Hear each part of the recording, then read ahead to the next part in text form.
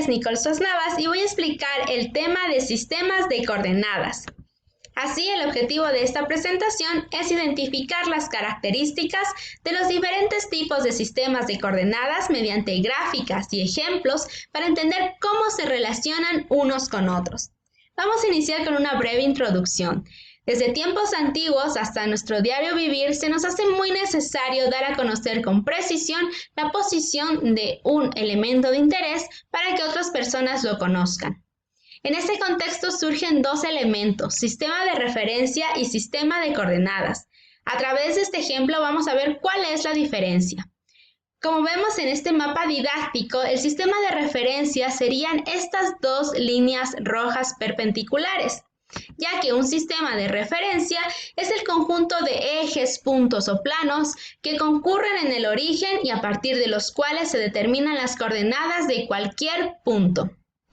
En este caso son dos ejes y el origen sería esta fuente de agua utilizada por los bomberos. Sin embargo, tenemos otros tipos de sistemas de referencia como el que vemos en la imagen, donde hay tres planos. Pero ahora, ¿qué es el sistema de coordenadas entonces? Este se refiere ya al valor numérico que nos va a dar a conocer la posición exacta del elemento de interés. Así, en este ejemplo, el elemento de interés es este carrito de bomberos. Entonces, el sistema de coordenadas, como nos dice que son los valores numéricos, serían estos dos valores que tenemos aquí. Así, si nosotros nos guiamos por esta flecha que nos dice que el norte está hacia arriba, para dar a conocer la posición del carrito de bomberos a otra persona, podemos decirle que se encuentra 4 metros al norte y 6 metros al este de la fuente de agua. Y este sería nuestro sistema de coordenadas. Ahora que ya sabemos estos dos términos, vamos a ver tres tipos de sistemas de coordenadas: geográficas, polares y rectangulares. La metodología a utilizar va a ser la siguiente. Se va a dar a conocer cuál es el sistema de referencia, cómo dar a conocer estas coordenadas y finalmente un ejemplo. Vamos a iniciar con las coordenadas geográficas. El sistema de referencia está compuesto por dos elementos: plano ecuatorial y meridiano de Greenwich. El plano ecuatorial es una línea imaginaria que en esta imagen la vemos de color azul y divide la Tierra en dos partes, una superior llamada norte y una inferior llamada sur. El meridiano de Greenwich es en cambio la línea roja que divide igual a la Tierra en dos partes, la parte derecha que es el este y la parte izquierda que es el oeste, y vemos que se encuentran en un punto llamado punto cero. Además, como vemos en el siguiente gráfico, tenemos líneas paralelas al meridiano de Greenwich que llamaremos simplemente meridianos y líneas paralelas al ecuador que llamaremos simplemente paralelos. Ahora, ¿cómo damos a conocer la posición en este sistema de coordenadas? Necesitamos dos datos, latitud y longitud. Ambos son grados. Entonces, para ubicar, por ejemplo, este punto rojo, trazamos una línea desde el centro de la Tierra hasta el punto de interés. Y la latitud va a ser el ángulo que se forma entre la línea ecuatorial, que es esta que estoy señalando, y la línea que trazamos recientemente. Es decir, este ángulo, que en este caso es de 40 grados. La longitud, en cambio, va a ser el ángulo que se forma entre el meridiano de Greenwich, que sería este de aquí marcado como 0, y el meridiano que pase por el punto de interés, es decir, este de aquí. De tal manera que en este ejemplo el ángulo es 50 grados y para dar a conocer la posición del punto rojo decimos que tiene una latitud de 40 grados, pero hay que señalar que es hacia el norte, es decir, hacia arriba. Si fuera hacia abajo sería hacia el sur. Y longitud de 50 grados al este, ya que está hacia la derecha. Si estuviese hacia la izquierda sería oeste. Ahora vamos a ver las coordenadas rectangulares. El sistema de referencia está compuesto por dos elementos, dos ejes perpendiculares, uno horizontal, que es el o eje de las abscisas o de las X, y uno vertical o eje de las ordenadas o de las Y. Como vemos, estos dos ejes dividen a nuestro plano en 4 cuadrantes. ¿Cómo damos a conocer la posición? Mediante un par ordenado X y Y. Tomemos como ejemplo el punto verde. Trazamos entonces líneas paralelas al eje X y al eje Y que partan de este punto y vemos en qué punto cruzan a los ejes.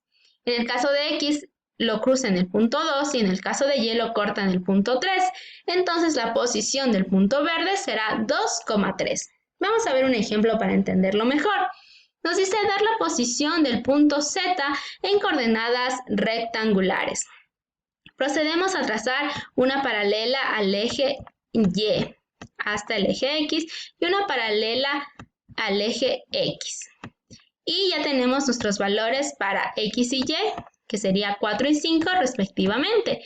Entonces decimos que la posición de nuestro punto Z va a ser igual al valor de X, que es 4, el valor de Y, que es 5, y esas son nuestras coordenadas rectangulares.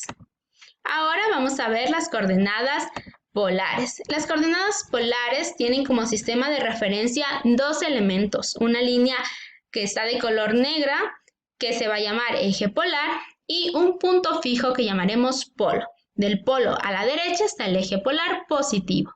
¿Cómo damos a conocer la posición en este sistema?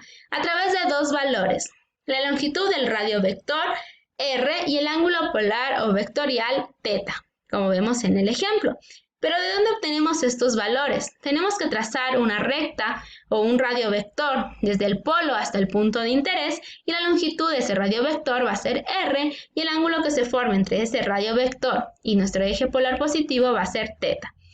θ es positivo si va en sentido de las agujas, en sentido contrario a las agujas del reloj, y es negativo si va en sentido de las agujas del reloj. Vamos a ver igualmente un ejemplo para entenderlo mejor.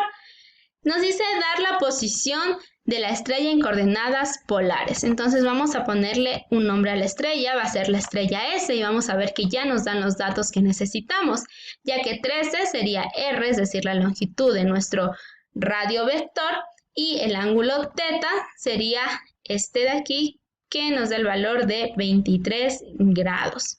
Entonces podemos escribir que la posición de la estrella S está dada por 13, que es la longitud del radio vector, coma el ángulo θ, que es 23. Y tenemos así nuestras coordenadas polares. Por último, vamos a ver cómo transformar de coordenadas rectangulares a polares y viceversa. Para ello necesitamos superponer los dos tipos de sistemas, de tal manera que el polo quede en el mismo punto que el origen y el eje de las X coincida con el eje polar positivo. Vamos a pasar primero de rectangular a polar. En rectangular tenemos los valores de X y Y al trazar las líneas paralelas a los ejes X y Y se nos van a formar dos triángulos rectángulos, como vemos aquí en la imagen. De tal manera que los valores de X y Y van a ser los catetos de este triángulo rectángulo, mientras que la hipotenusa va a corresponder al valor de R del sistema polar, de coordenadas polares. Entonces, como es un triángulo rectángulo, podemos hallar el valor de R aplicando Pitágoras, de tal manera que R es igual a la raíz de X cuadrado más Y cuadrado.